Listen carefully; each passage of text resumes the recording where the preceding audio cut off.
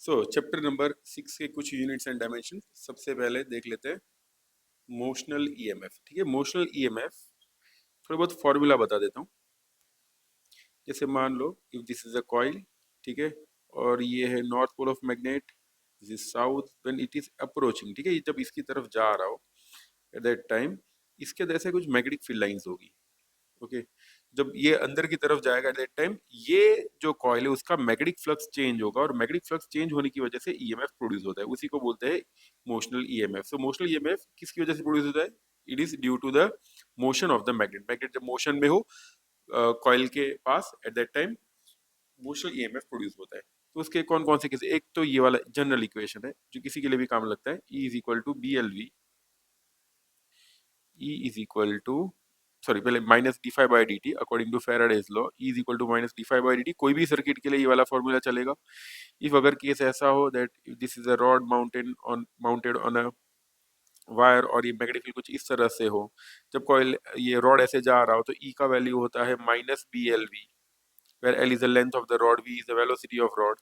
और अगर rod rotational motion कर रहा है अबाउट इट्स सेंटर, ये अबाउट इट्स एंड, तो और ये मैग्नेटिक फील्ड भी होना चाहिए, तो ईएमएफ का वैल्यू होता है B omega R square by 2। ठीक है, तो ये सारे के सारे ईएमएफ के अलग अलग मैंने बताए आपको इक्वेशंस। अभी देख लेते हैं इसके यूनिट्स एंड डायमेंशंस। ओके, अभी ये है ईएमएफ, इसलिए इसका यूनिट होगा, ईएमएफ है इसलिए इसका यूनिट होगा वोल्ट। ओके, या फिर जूल पर कूलम। वो इसका डायमेंशनल फॉर्मूला देख लेते हैं। डायमेंशनल फॉर्मूला कैसे आएगा? तो E इज इक्वल टू क्या होता है? It is work done per unit positive charge. Work done का फॉर्म क्या होता है? इट इज जूल पर कूलम हम लोगों ने लिखा। डायमेंशनल फॉर्मूला बात करें तो वर्क का होता है m1L2T-2 बाय चार्ज का होता है A1T1। तो ये बन जाएगा m1L2T-3A-1। और इसके अगर डायमेंशनल फॉर्मूला अगर चार्ज को अगर हम लोग बेस यूनिट मान लेते हैं तो डायमेंशनल फॉर्मूला बनेगा m1L2T-2Q-1। तो आपको ये दोनों डायमेंशनल फॉर्मूलाज याद रखना है। ओके, बिकॉज कभी कभी चार्ज के टर्म्स में भी पूछ लेते, कभी कभी एम्पियर के टर्म्स में भी।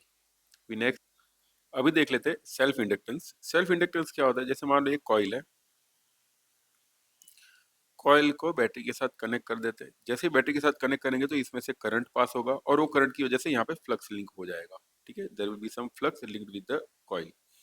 जब ऐसे कुछ फ्लक्स लिंक हो जाएगा, वो जो फ्लक्स लिंक होता है वो है फाई सपोज, और यहाँ पे जो करंट पास हो रहा है वो है आई।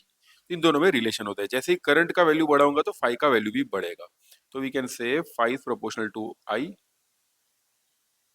तो हो जाता है phi is equal to L I. इस एल को बोलते हैं सेल्फ इंडक्टेंस।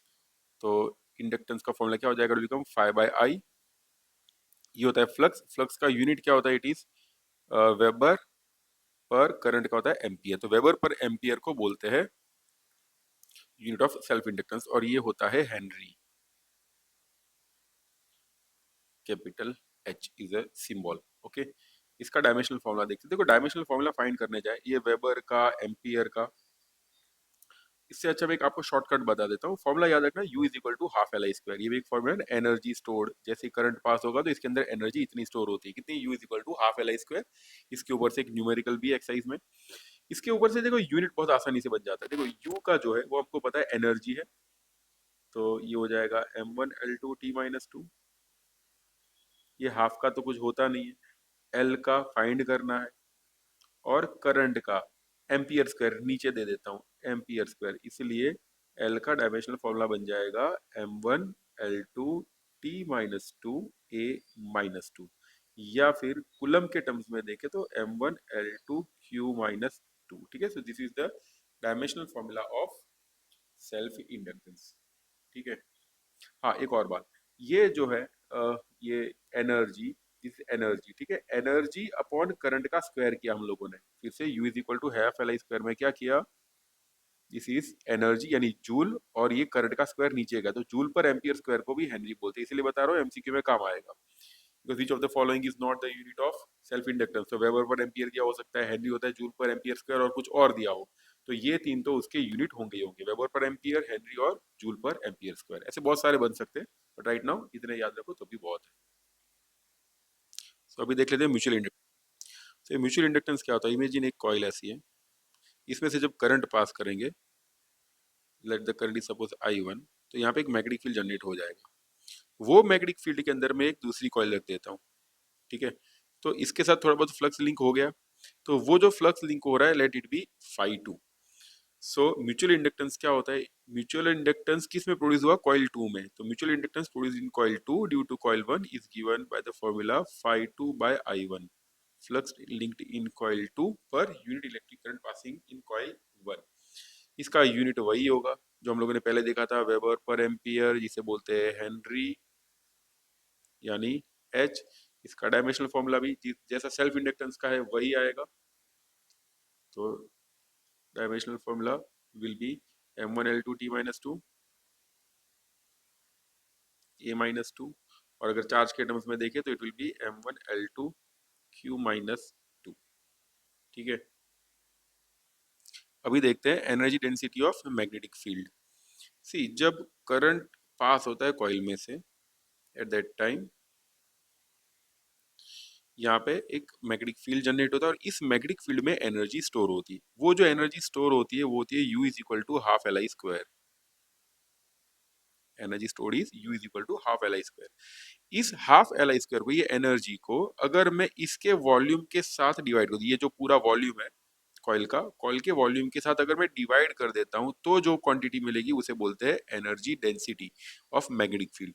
सी, एनर्जी डेंसिटी हो, energy density of magnetic field हो, energy density of electric field हो, या energy density of electromagnetic wave हो, सबका डायमेंशनल फॉर्मूला और यूनिट वही होता है जो प्रेशर का होता है, ठीक है, न्यूटन पर मीटर स्क्वायर। ओके, सो यहाँ पे भी क्या होगा, सी पहले लिख देते U, जो energy U/V is rho B, यानी energy density of magnetic field. U यानी जूल एनर्जी है, बाय V यानी वोल्ट, जूल पर वोल्ट। ये जूल पर वोल्ट जो होगा, सॉरी जूल पर volt is, sorry sorry sorry, it will be joule पर मीटर क्यूब। ये वोल्ट थोड़ी है, ये तो वॉल्यूम है।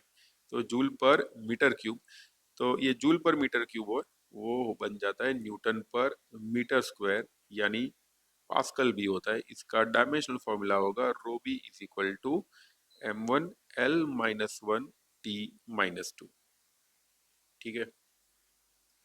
सो चैप्टर नंबर 6 में से सिर्फ इतना ही है। अगर आपको कुछ याद आ रहा है तो मुझे बता देना, मैं उसका भी एक छोटा सा ऐसा वीडियो बना दूंगा। Thanks a lot.